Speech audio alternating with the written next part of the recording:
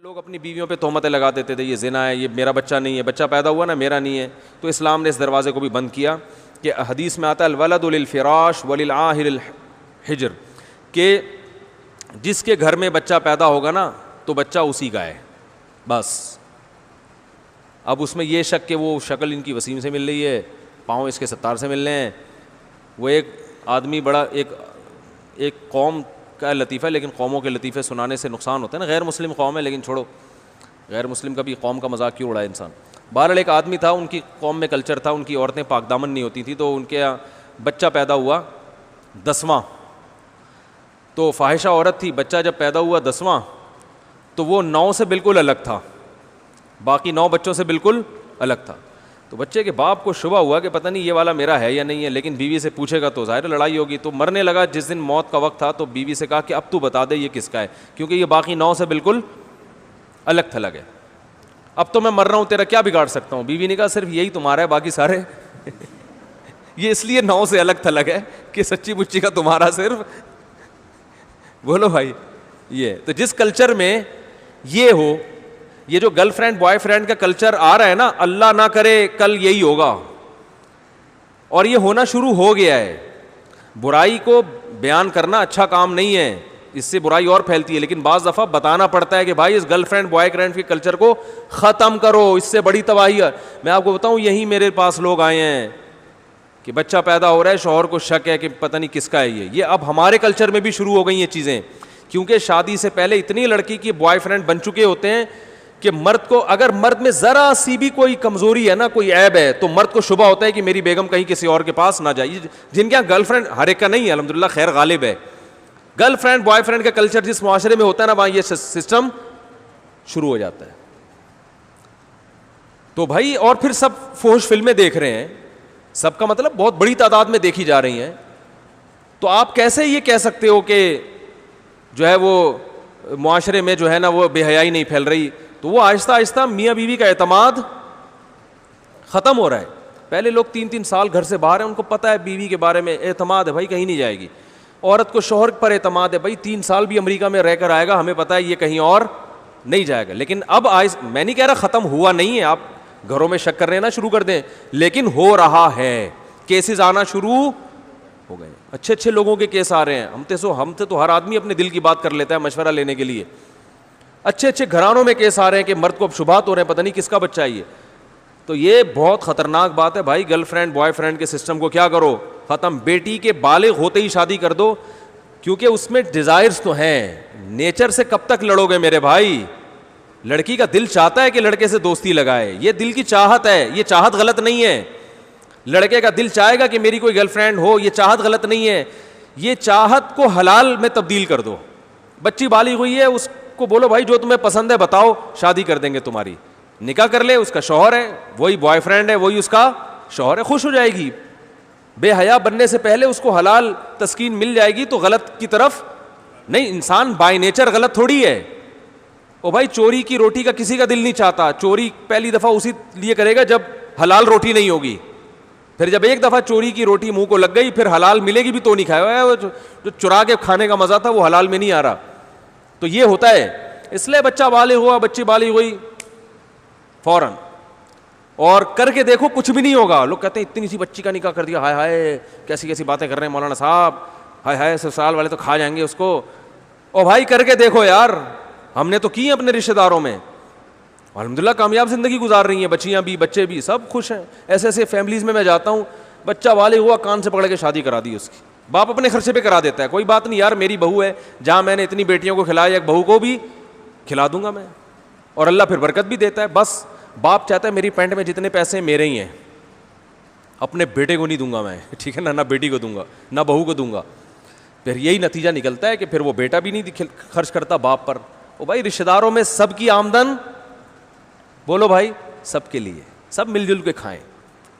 پٹھانوں میں دیکھو کیا ہوتا ہے کوئٹہ میں اور ادھر، بڑا بھائی اپنے چھوٹے بھائیوں کی شادیاں اپنے خرچے پہ کر رہا ہوتا ہے. یہاں باپ نہیں کر رہا ہوتا،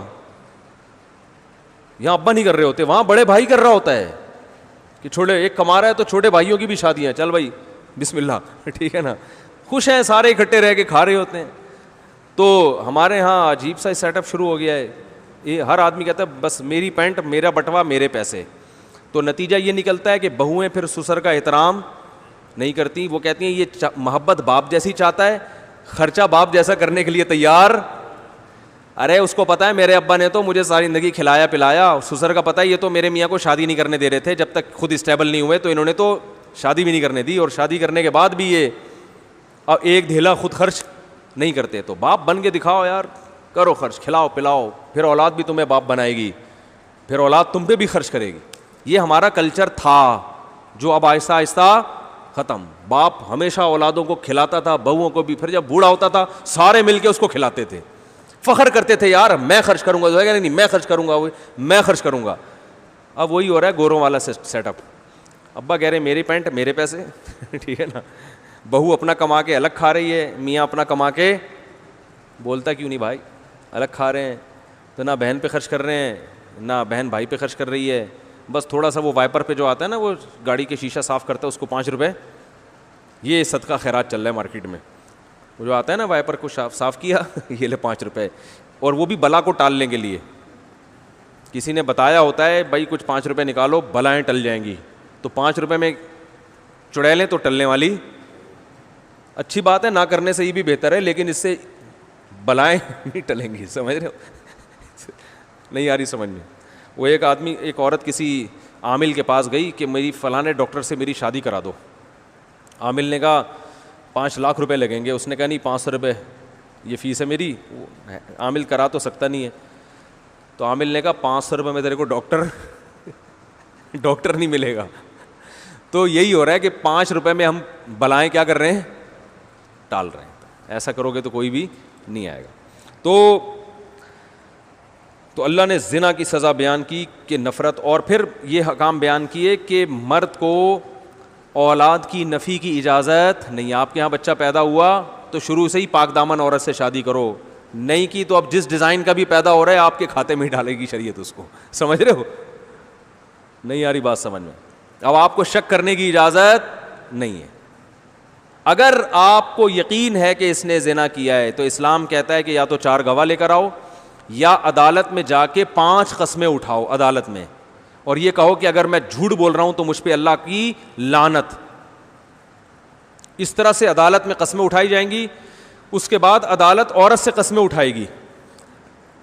عورت اگر اقرار کر لے کہ میں نے زنا کیا ہے تو عورت کو رجم کر کے مارا جائے گا, اور بچہ پھر باپ کی طرف منسوب نہیں کیا جائے گا. وہ ولد الزنا بچہ کہلائے گا جس کا باپ نہیں ہوتا بیچارے کا. اور اگر عورت اقرار نہیں کرتی تو عورت کو جیل میں ڈالا جائے گا کہ بھئی یا تو زنا کا اقرار کرو یا انکار کرو. جب تک اقرار یا انکار نہیں کرتی جیل میں پڑی رہے گی. اور اگر وہ انکار کرتی ہے کہ میں نے نہیں کیا تو اسلام کہتے ہیں ایسے انکار نہیں, 5 قسمیں. اس میں بھی یہی ہے کہ مجھ پر اللہ کا غضب اگر میں جھوٹی ہوں. اور اگر قسمیں اٹھا لیتی ہے تو مرد نے بھی قسمیں اٹھا لی, عورت نے بھی اٹھا لی. اب ہمیں نہیں پتہ ان میں کون سچ ہے کون جھوٹ ہے, تو دونوں کا نکاح ختم کرا دیا جائے گا. عدالت نکاح کیا کر دے گی کہ بھئی اب تم دونوں اکٹھے نہیں رہ سکتے. عدالت نکاح کو ختم کر دے گی, اور بچے کو باپ سے منسوب نہیں کرے گی کیونکہ باپ بچے کو ماننے کے لیے تیار نہیں, اور اس نے قسمیں بھی اٹھا لی ہیں. پھر بچہ ماں کی طرف منسوب ہوگا لیکن وہ ولد الزنا بھی نہیں کہلائے گا کیونکہ ہمارے پاس زنا کی کوئی دلیل نہیں ہے. تو یہ پورا پروسیس ہے. اب علماء یہ کہتے ہیں کہ آج عدالتوں میں یہ لعان والا عمل نہیں ہوتا, لہذا آج اگر کسی کی عورت زنا کر کے بچہ لاتی ہے, اس کی بیوی ہے, تو آپ بچے کا انکار کر نہیں سکتے کیونکہ اسلام میں اس پروسیس سے گزرے بغیر انکار کی اجازت نہیں ہے, اور اس پروسیس پہ حکومت چلنے کے لیے تیار نہیں. عدالتوں کو پتہ ہی نہیں لعان ہوتا کیا ہے. لہذا اب جس ڈیزائن کا بھی ہو, صحیح ہے نا, حتیٰ کہ زنا اپنی آنکھوں سے بھی کسی نے دیکھ لیا کرتے ہوئے, تو وہ بچہ آپ ہی کا مانا جائے گا. آپ اس کو اپنے سے نفی نہیں کر سکتے, وہ آپ ہی کا نام لگے گا اس کے ساتھ, آپ کی وراثت ملے گی اس کو.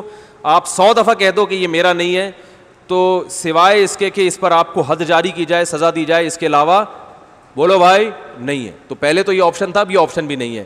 تو اس لیے پہلے سے ہی انسان احتیاط کرے, نکاح جب بھی کرے پاک دامن عورت سے کرے, تاکہ اس قسم کی ٹینشنوں کی نوبت, ارے بول لو نا یار, نہیں آئے. پاک دامن عورت سے نکاح کرو بھائی, جو گھریلو عورت ہے گھر سے ادھر آ گئی. جی ہاں, ہاں اس کے لیے بھی آیت ہے قرآن مجید میں.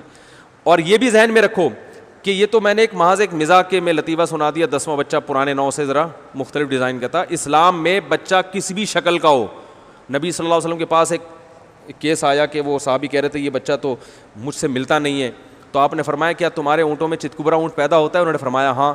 فرمایا حالانکہ نہ اونٹ کا باپ چتکبرا ہوتا ہے اور نہ ماں, تو یہ کیسے پیدا ہو گیا؟ انہوں نے کہا کوئی باپ دادا میں گزرا ہوتا ہے. تو آپ نے فرمایا ایسے انسانوں میں بھی ممکن ہے کہ بھائی بعض دفعہ دادا پہ شکل چلی جاتی ہے, بعض دفعہ پر دادا پہ.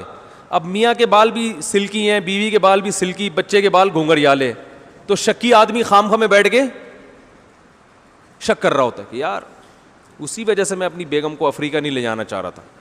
شک آدمی اس طرح کرتا ہے نا. تو حدیث میں کیا سکھایا ہے بھائی؟ شک کرنے کی بات نہیں ہے, ہو سکتا ہے باپ دادا میں کوئی گزرا ہو. تو یہاں کسی بھی شکل کا, دونوں سفید چٹے ہوں اور لڑکا کالا کولا بالکل اندھیرے میں نظر ہی نہیں آ رہا, اتنا بلیک پیدا ہوا ہے, پھر بھی وہ آپ ہی کا ہے. اس معاملے میں شک کرنے کی اجازت بولو بھائی نہیں ہے. لوگ کہتے ہیں ڈی این اے ٹیسٹ سے, اسلام میں ایسے موقع پہ ڈی این اے کی بھی اجازت نہیں ہے. بس میاں بیوی کے پیدا ہوا تو اسلام نے اس کو چھپایا ہے, باپ ہی کا ہے, ڈی این اے کی اجازت نہیں ہے. آپ کو نہیں آ رہی بات سمجھ میں؟ اگر ڈی این اے کی رپورٹ میں آ بھی گیا نا کہ کسی اور کا ہے تو پھر بھی وہ آپ ہی کا ہے. اسلام اکارڈنگ ٹو شریعہ اس کی اجازت نہیں ہے. اس میں حکمتیں ہیں, مصلحتیں ہیں, اس لیے کہ اسلام نے کہا بھائی زنا کی تہمت لگاؤ گے تو آسانی سے نہیں, کیونکہ یہ اگر کہہ دیا میرا نہیں ہے اس کا مطلب تمہاری بیوی نے زنا کیا ہے. بیوی نے زنا کا مطلب تم اس کو بدکار کہہ رہے ہو, بدکار کہہ رہے ہو تو پھر جاؤ عدالت میں جا کے 5 قسمیں اٹھاؤ. ایسے ہی نہیں کہہ سکتے کسی کو آپ. اور ہمارے یہاں دیکھو بات بات پہ زنا کے الزامات لگتے ہیں کہ نہیں لگتے؟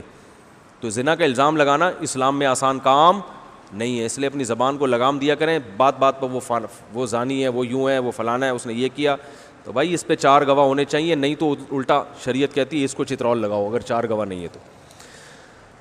ہو گیا بس, چلیں.